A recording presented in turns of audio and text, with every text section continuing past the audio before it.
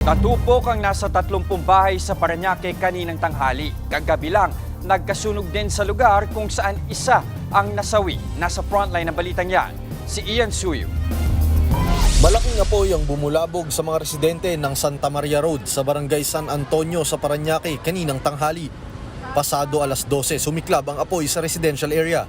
Mabilis itong kumalat, lalo't gawa sa light materials ang mga bahay. Ang isang residente nga, hinimatay na dahil sa taranta. Himatay na. Biya, doon sa lilim.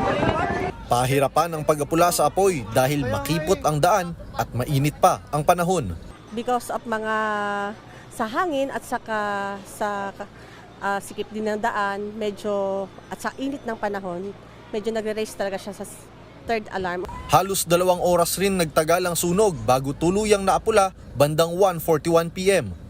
Iniimbestigahan pa ang sanhi ng apoy. Nasa 30 bahay ang natupok habang nasa 60 pamilya naman ang apektado. Kahapon nang magkasunog din sa kabilang barangay ng San Dionisio. Pasado alas 5 ng hapon nagsimula ang apoy sa ikalawang palapag ng bahay na ito.